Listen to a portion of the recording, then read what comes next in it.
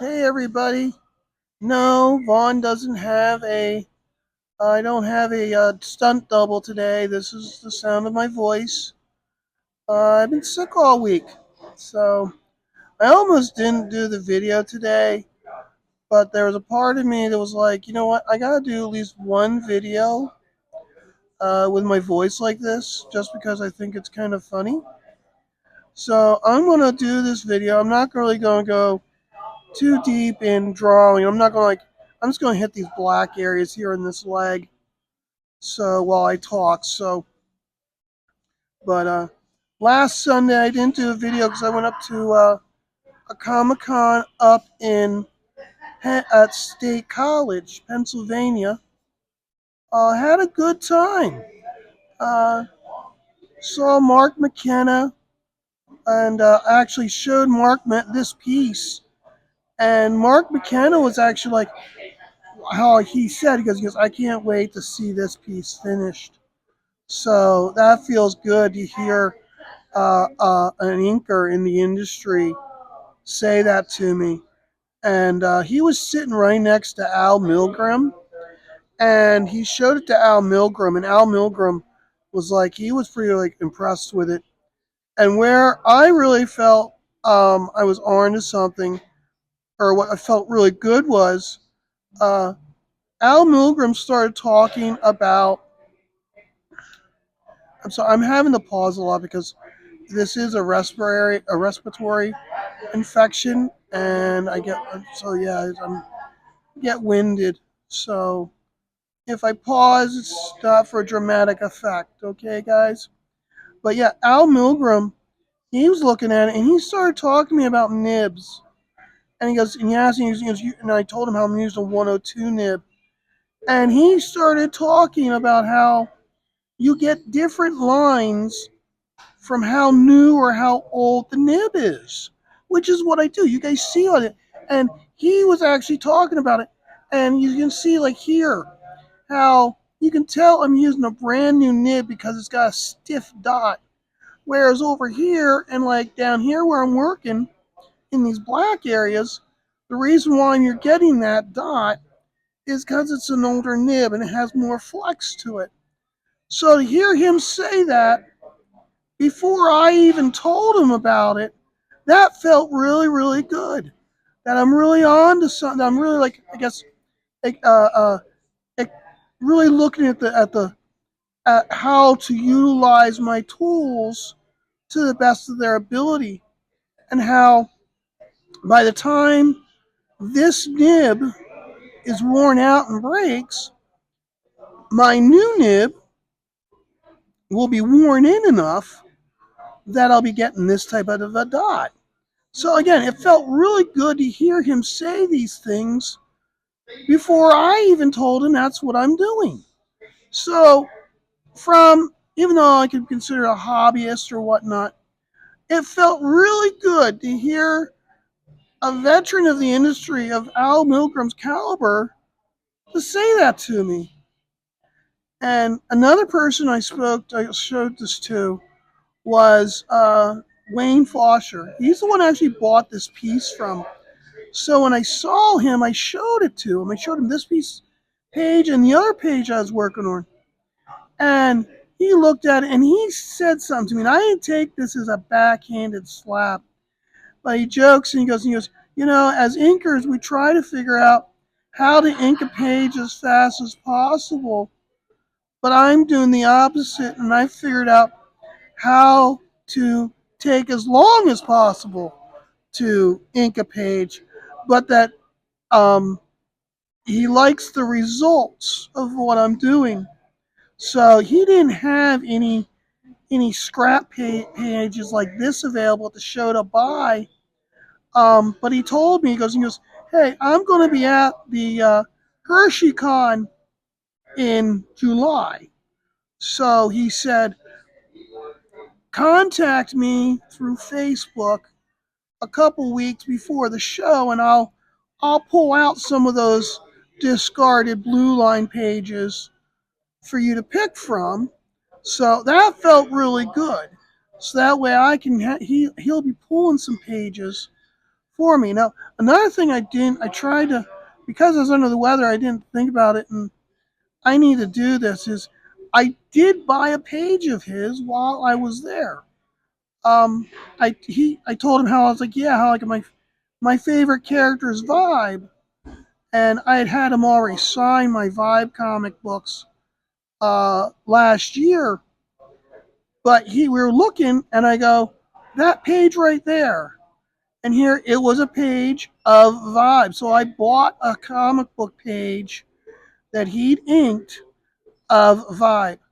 So I was really happy to get that page from him. So I'll have to make sure when I get home that I scan it and post it for you guys to see. Um, that I now have a page of Vibe.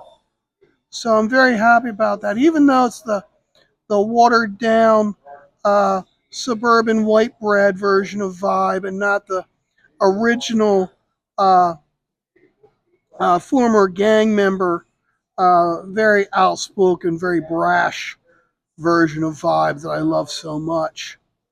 So, but but I have a page. So yeah, I was sick all week, and I almost contemplated not doing this video.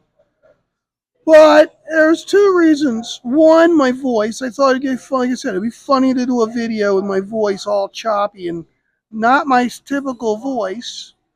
And two, the reason why I wanted to do this video is because I wanted to cover week 10 of Signed Comics instead of having to do an extra long video next week or do a video or on Friday or on Saturday to catch up and then do another one or on Sunday to get current. So what I'm doing, so I just want to do that. So the Saturday video, which normally is about Signed Comics, that's today's video. So we're on week 10, and we've day 61 was Exiles number 72, and it was signed by Paul Pellier. Now this was really, really important to me to have this one signed by Paul and to share it with you guys.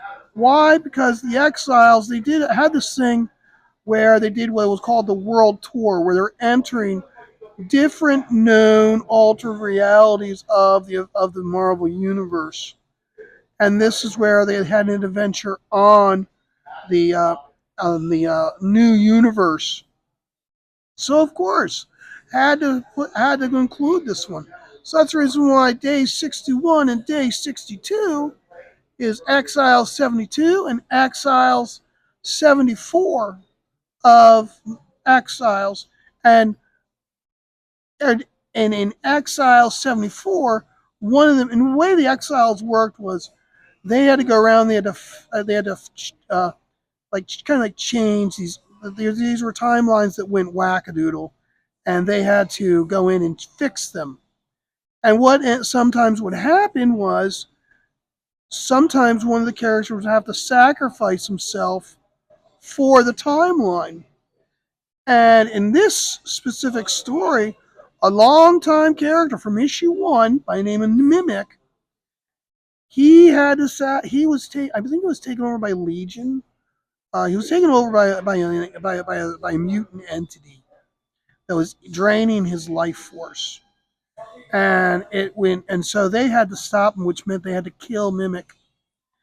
And whenever that happens, when a character would have to sacrifice himself or would be killed, they would have a new character would be pulled from a timeline to join the team.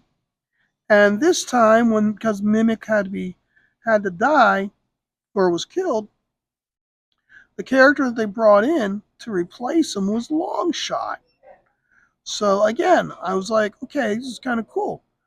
And that's the reason why I wanted on top of New Universe. So that's when they actually introduced uh, Longshot by putting him more in the cover. So very enjoyable story. And then, on day 63 was Exiles, and it's issue 75, and they are now in uh, Marvel Universe, the 2099 verse. So they got you interact with all those 2099 characters. So, and that one was signed by Mark McKenna.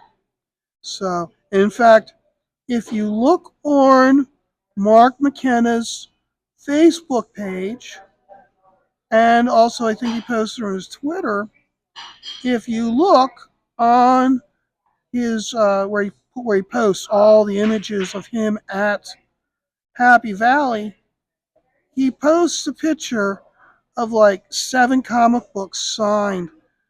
Those were my comic books that he signed, that he took a picture of, and he said, "Hey, can I take a picture of these to post?" I was like, "Yes, of course." So he posted it. He took pictures, and he even commented. It was like, "Wow, you really take care of yours." He goes, "He did." First, he goes, "Did you? These are ones you bought. You didn't like buy them out of a dollar bin." I'm like, "Yeah, these are all books I bought." And he goes, "Wow, you really take care of your stuff because they're all in really good shape," which felt good to hear someone say that. It's like, hey, they're acknowledging that, hey, these were originally bought off a shelf, not out of a back issue bin, and I'm taking care of my books. So it was like I said, it was a very nice trip. Had a very nice time. So, and then of course, returned home, and then 2 days later, I'm starting to feel a scratch.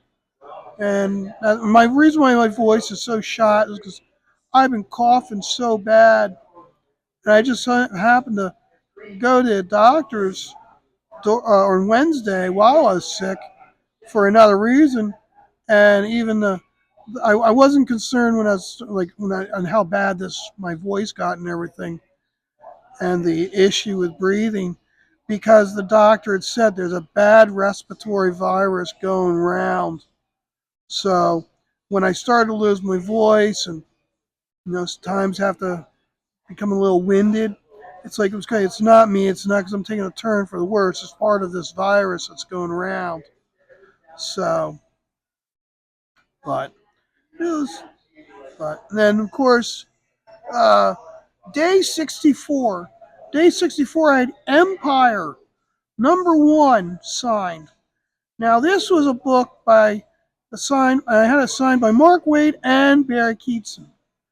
The way the issue I had signed was Image Comics #1. Most people know this book as being released through DC. First issue or 2 issues was done through Image, but the deal that they had, and the way it is you have to pay Image to publish it. They'd had a deal with someone else to handle that cost for them. After that deal fell through, I guess most likely because Barry Keatson and Mark Waid had a good relationship with DC Comics at the time, and they still do. They were able to get the book published through DC. But because the first issue or 2 was done through Image, that's why even though I have the DC version of issue 1 signed, I wanted to present this one to you guys. This was a neat one because basically every single character in the story is a bad guy. And basically, it's like you have your main bad guy who dominates and takes over the world, but basically all of his generals, if you will, after the war was over, he gave them as rewards for helping him take over the world. He made them all like ministers, like minister of communication, minister of torture, that type of thing. And uh, everybody's against each other. Everybody's backstabbing each other to try to either get ahead and or stay uh, under the radar of the main bad guy ruler, so they aren't the next one to fall. So they're all constantly scheming against each other. So, and it was really good because in the end of the series, he finds out that here this main plot that he thought was against him Here was by his daughter, and he then at the end of the, and she thinks that Daddy should be so happy because I did this, and see, I am Daddy's little girl. And at the end, it's kind of like, yes, I'm very proud of you, honey, and then he kills her. So again, very, very. It's like it was like, whoa, you didn't expect that to happen. So, and then they did a follow up through IDW. He did a follow up series a couple of years later through IDW, and that was a 4 issue series. And that's the reason why that's the reason why I had that one issue one of that series available on or shown on day 65 now. And the reason I found out the reason why they did a second series was they were catering to Hollywood to try to get like a movie or a TV show off of the property. And I look at it this way: is that they should have just kept it like okay, you did that miniseries, followed up with another miniseries and another miniseries, because you think about it, in many ways you want to keep it going because it shows to Hollywood that you've got more in the tank for this property than just the initial story. And it does two things. A, it shows that you're serious about it. You're not trying to do a quick money grab with Hollywood, but also you build up a much larger fan base by continuing the story, and that it also gives them the writers, the movie writers, more to work with. So I wish they would continue that series because I do enjoy it. So okay, let's see here. We got to put some dots in here. So let's see here. Get these dots put in here. Yeah, like that. I don't need to go any further. I don't really. I don't want to put anything there. So then, so after that, so on day 66, I did Ek Ex Machina issue number 39, signed by Tony Harris. And I will admit, this is one of those books that when it first came out, I didn't buy it. It wasn't until later I got this specific issue from a dollar bin. And I'd gotten it. And I was really surprised. I'm like, oh, this just from reading one issue. I was like, wow, this looks really cool. I really like this issue. I then went back and bought the trades of the entire series. And I found out later when I had Tony Harris sign them that he did this series when he like went out to do it. How they did it was they would actually he hired actors, and when he'd get the script, he would actually have I gotta clean this nib off. He would actually have like table reads with the different actors.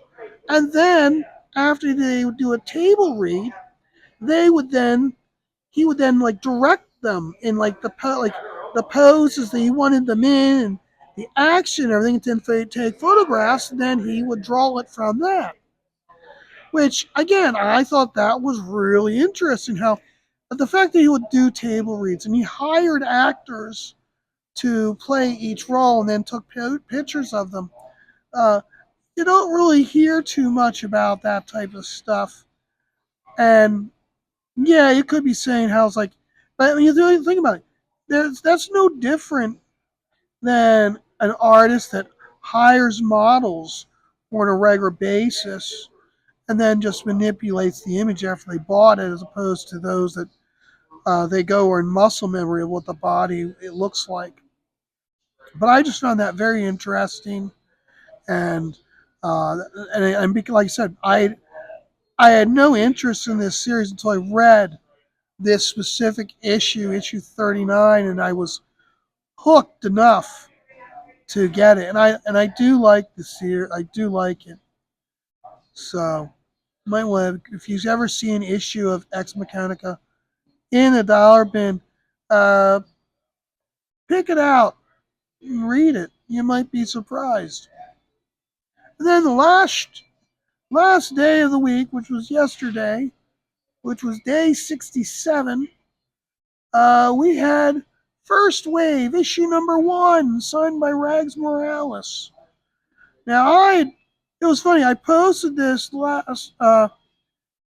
I posted this yesterday. Uh, Last Sunday, I actually had Rags sign issue 6 of this series. So I've got 2 issues now signed by him from this series. And I had talked to him and how uh, the main thing I was talking to him wasn't about like the Batman and uh, the Spirit and all the characters combined. What I was mainly talking to him about was uh, how he does such a good job of he draws such loose, and I mean loose body wise, not loose as in loose in style. But how he puts how he's so expressive in with his body language that like even a character is just sitting in a chair has so much action to it, and how he does so much with someone's hands. So you remember how the story goes? How someone went up to Rob Liefeld at a Comic Con at I think it was San Diego, and literally opened up his mouth because they wanted to see how many teeth he had. I kind of did the same thing. I walked up and I go, I need to see your hands. And he reaches out to shake my hand. And after I've shaken his hand, I start turning. I'm like, I got to see your hand. I got to see your fingers, your knuckles, and everything. And I explained to him how, and I'm looking at his hands. I'm like, yeah, okay. I can see how you've got the hands to make a character so expressive that you can have someone, and it shows through. If you really ever look at a Rags Morales comic book and just look at his body work and his anatomy and how he's able to really almost like contort a person in such a dynamic manner, but yet he doesn't look like a person's limbs are broken or overextended. So he really understands that push and pull of the body. So it was like I said, it was great seeing him, have him sign the books. It's like so, I got more than just one issue of First Wave now signed by Ralph or Rags. So, but that's the week in comics. I'm gonna next week is gonna be week 11.